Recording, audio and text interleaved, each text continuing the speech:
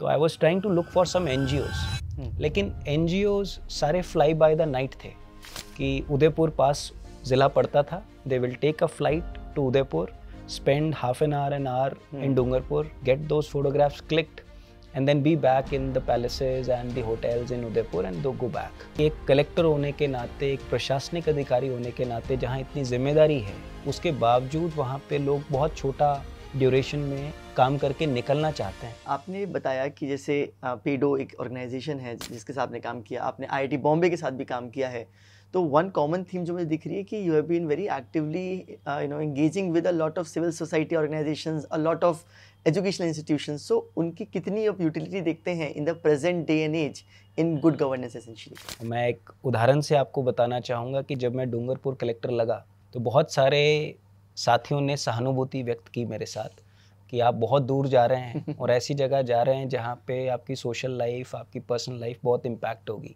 तो थोड़ा सा मैं भी चिंतित हुआ और मैंने सोचा कि किस तरीके से पैन आउट होगा, किस तरीके से मैं अपनी सेवाएं दे पाऊंगा। तो जब मैं जा ही रहा था तो मैंने इंटरनेट पे देखा कि डूंगरपुर में क्या क्या ऐसे प्लेटफॉर्म्स हैं जिनसे मैं डिस्कस कर पाऊंगा। तो I was trying to look for some NGOs, लेकिन एनजीओज सारे फ्लाई बाय द नाइट थे कि उदयपुर पास ज़िला पड़ता था, they will take a flight to Udaipur, spend half an hour in Dungarpur, get those photographs clicked and then be back in the palaces and the hotels in Udaipur and go back.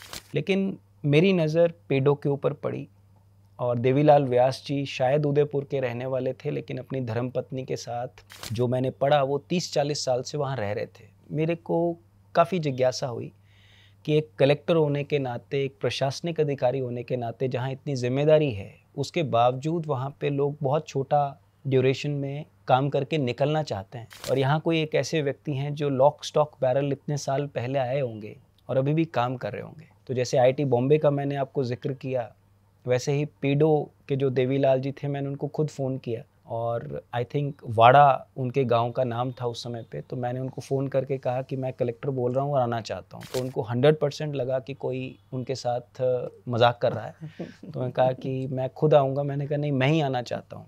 तो मैं गया, मैंने 2 दिन उनके पूरे campus पे spend किए and I could see the volume of work that he had done. और मुझे इसको मानने में कोई संकोच नहीं है कि जितना चेंज ट्रांसफॉर्मेशनल ऐसी संस्थाएं लाती हैं वो शायद हम अपने लिमिटेड कार्यकाल में कभी भी नहीं ला पाएंगे। और एट मैक्स जो मैं अपने रोल को देखता हूँ वो एक फैसिलिटेटर, एक कैटलिस्ट के रोल को देखता हूँ। We should not bring hurdles into people who are already trying to do more, but we should try to facilitate them. So you are very right in saying that it is my active conscious effort to collaborate with people who are trying to make change, be it on this side of the table or the other side of the table. I think we are all one team and that has always kept me going in reaching out and making that attempt. जी, I think आजकल बहुत सारी सरकारें हैं जो अब बहुत receptive हैं to getting consultants, to getting NGOs, to getting civil society organizations involved in governance. I think it's a very right, a step towards involving, more and more people in the process of transformative change in the country. Yeah, that's right? How it should be. Yeah, that's how it should be. So, आप अगले जो district गए वो चित्तौड़गढ़ गए, वहाँ पे एक उड़ान स्कीम जो है उसका काफ़ी चर्चा में रहा था उड़ान स्कीम। तो ज़रा बताएं उड़ान स्कीम का क्या उद्देश्य था, कैसे स्टार्ट हुआ and what were the key levers of change their? From the word go I was looking for कि चित्तौड़ में ऐसी कौन सी प्रॉब्लम स्टेटमेंट हैं जो पब्लिक चाहती है कि हम सॉल्व करें। So I think apart from doing the basic and the flagship schemes, I was constantly looking for what can be done. और जो हमारी सोच हमेशा से रही है कि let us hear from public what do they want.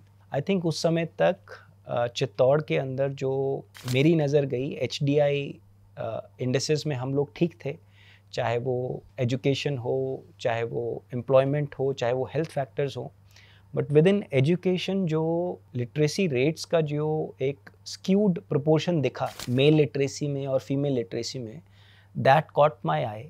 And धीरे धीरे जब हमने देखा कि चाहे वो चाइल्ड मैरिजेस हों, चाहे वो फीमेल डिस्क्रिमिनेशन हो, इन सभी चीज़ों में मुझे महसूस हुआ कि कहीं ना कहीं ये सारी चीज़ें एजुकेशन के लेवल के ऊपर हम एड्रेस कर सकते हैं। That is where on national girl child day 24 January 2017 we launch this campaign और लंबे समय तक हमने तकरीबन 2.5-3 साल इस कैंपेन पे काम किया और प्रयास केवल यही था कि किस तरीके से हमारी जो बच्चियां हैं, जो स्कूल गोइंग एज की बच्चियां हैं, उनको हम वापस स्कूलों में लेके आ पाएँ। और उसके पीछे भी एक बहुत पर्सनल रीज़न भी था, बिकॉज़ मैं मानता हूँ कि एजुकेशन बहुत बड़ा एक एम्पावरिंग टूल है। मैंने अपने पर्सनल लाइफ में भी इस चीज़ को देखा है और ख़ास करके अगर एक महिला परिवार की अगर एजुकेट होती है तो ना केवल खुद को बल्कि पूरे परिवार को साथ लेके चलती है। इस सोच के साथ हमारा जो स्पेशल फोकस था वो गर्ल चाइल्ड एजुकेशन पे गया और 3 साल हमने बहुत स्ट्रैटेजिकली और बहुत एनालिटिकली इश्यूज़ को स्टडी किया। हमें पता था टीचर एब्सेंटिज़म है, हमें पता था स्कूल इंफ्रास्ट्रक्चर स्ट्रगल कर रहा है, हमें पता है टीचर की कैपेसिटी कम है, but we were in long for a longer haul. हमें पता था कि हम लोग अगर 2-3 साल लगातार काम करेंगे तो अच्छे नतीजे हमें मिलेंगे।